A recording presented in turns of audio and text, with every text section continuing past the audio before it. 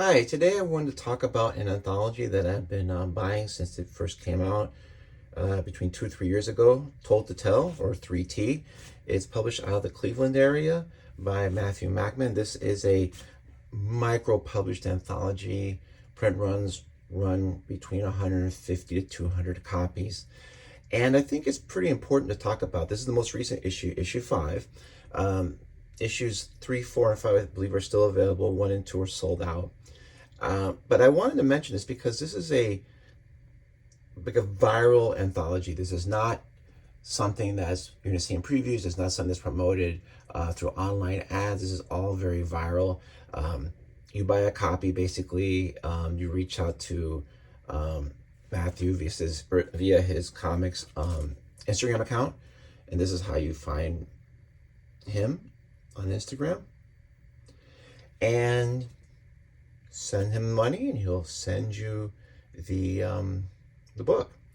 And I wanted to mention because the work here is really pretty good and it's pretty interesting. I mean, it's a unique anthology. So I just thought I'd talk about it generally and then just kind of mention some of the stories and some of the creators. So one of the things that I find really interesting is when you look at this table of contents is that it's a pretty interesting group. You have a cover by Matthew Allison. You have work by E.S. Glenn. E.S. Glenn is someone whose work I really enjoy quite a bit. Sean Mack on Henry Dumas.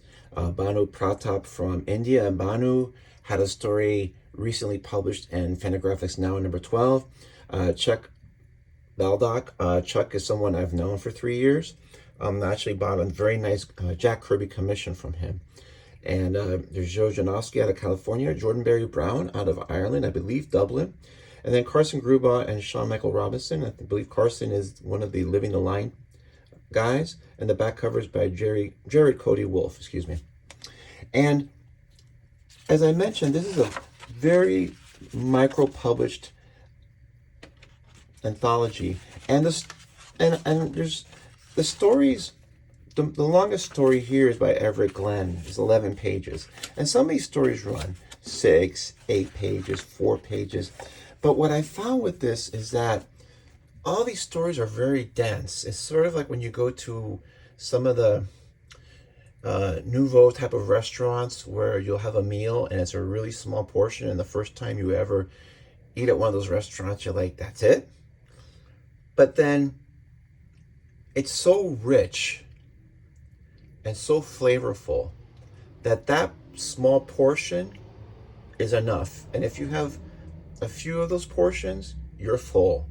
And that's the way I would best describe this magazine. It's a buffet, but it's a buffet of tiny little morsels here, that very rich, very dense. You get a lot for those between 4 and maybe 11 pages per story.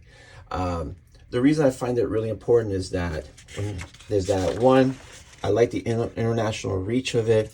2, all these creators are creators that most of them weren't on my radar. But what I found with this issue and previous issues is that they're not on my radar. If they're on my radar, it's like, oh, they're great, they're there. But if they're not on my radar, I end up following them on Instagram. And if you want to know some of the previous contributors, you've had Hoche Anderson, you've had Nate Garcia, Victor Cairo, Theo Ellsworth. Actually, I became a Theo Ellsworth fan because he did the cover for the second issue. As I mentioned, E.S. Glenn, Tony Millionaire, Desmond Reed, who I've recently become a big fan of, Tanha Comics out of, he's an expatriate from, I believe, Iran, who lives in London. Very interesting type of work. Tim Vigil, Gemma Webster Sharp, someone whose work I've really gotten to like, and Jerry Cody Wolf. So there's just this wide variety of creators who are really talented. Some are household names in the indie community, some are not. But I find that I usually end up liking all this work. So Just to kind of go through the issue, the first story is an 11-page story by E.S. Glenn. E.S. Glenn is someone whose work I love since I first read it in Fantagraphics Now, I believe number 8 or maybe number 9. There was an excerpt from Unsmooth. I have Unsmooth 1 and Unsmooth 2. Looking forward to any new work they're doing. Some of the characters, if you've read Unsmooth, you'll recognize some of these characters. And this is one of those stories within a story. Just really interesting work. A lot of it's wordless, which I like because then you get to see someone really seeing their storytelling chops. This second story is by Sean Mack. This is this is a Lovecraft story, but done in a way where it's sort of like for modern times. And there's a lot of horror movie tropes in here, but then they all get flipped over, and it's actually quite humorous. If you're a Lovecraft fan, I think you'd enjoy the play on the story. Third is a story by Henry Dumas. Now, Henry Dumas is in the United States. He's published by Hollow Press out of Italy, and his work is mostly black and white. And this is a 4-page story, I believe, where his character is reading one of his books. This is one of the books by Henry Dumas. And normally you see this beautiful black and white texture work, but here he threw in these beautiful reds and yellows and oranges, and then you have in the background here, this is a picture from like that Deep Space Telescope. Just really interesting work. The next story is by Banu Pratap, who's someone who I've just got on my radar. They do a lot of black and white work, but recently they're being published in color. I love this. I love the way the people look like people, but don't look exactly like people. And I love this color palette. Really interesting colors and yellow background and all these other colors. Just really fascinating. Next is a feature by Paolo Masagli out of Italy. And this is basically tarot cards featuring rock and roll musicians. So you have Bob Dylan. This one's Alice Cooper and Marilyn Manson. Ozzy Osbourne. Kiss. Robert Plant. Robert Smith of The Cure. Ian Curtis. Just really interesting tarot cards, and the prose that goes with it does an interesting play on describing what the tarot is, but at the same time it adds actually lyrics from one of their songs, but it does it in a way that's not cheesy.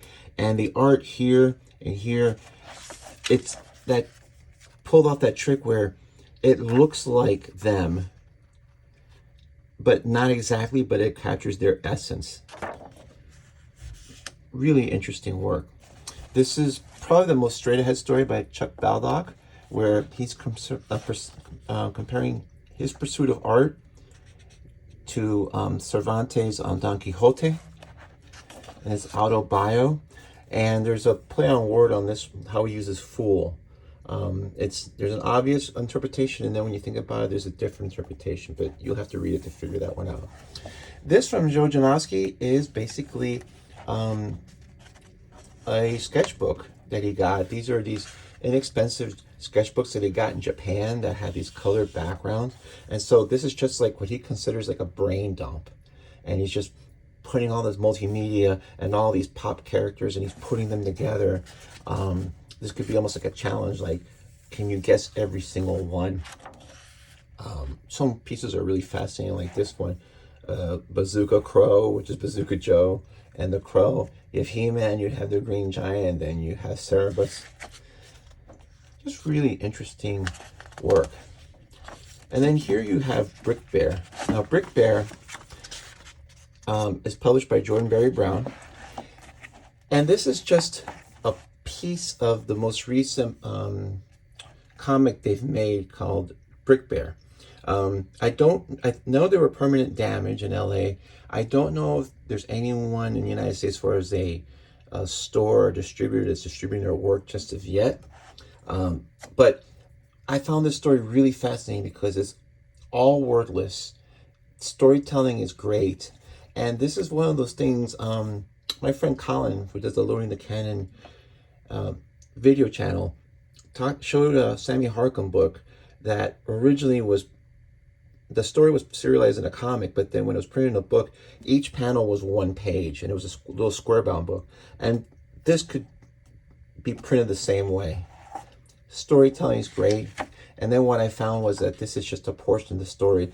You can get them, you can order them from England, except that the only reason I haven't done it yet is because shipping costs are kind of expensive, so I'm hoping there's a way to get these in the US. The fact that there were permanent damage in LA this past month is a good sign.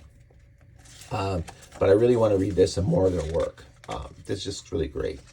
And then to cap it off is this 4-page story by Carson Grubau and Sean Michael Robinson. And I have to say that I didn't know what to expect when I read this, but the prose here, is really fascinating and really well thought out. It talks about how there's been this sudden urge and interest in pop culture of alternate universes or multiverse, let's just say. And he says, well, a lot of people say it's just lazy writing because you have something established. All you gotta do is tweak it a little bit, and then there you go. But then he has this comment, but I think there's more to the trend than that. And then he writes, and I'm going to read from this just to kind of show, instead of, I think I'm better off reading it from it just to capture the vibe. It says, quote, all of my friends felt it around 2016. Maybe it was Trump crashing the presidency. Maybe it was social media turning into the angry intellectual wasteland has become, or both, but we all seem to feel it. Some invisible corner was turned. The world we knew vanished, and what was left felt like a strange perversion of life as we knew it, like we had entered a broken alternate universe. The extreme relativists had won the battle. It wasn't that we had jumped realities, we just broke the concept. So what he's saying is that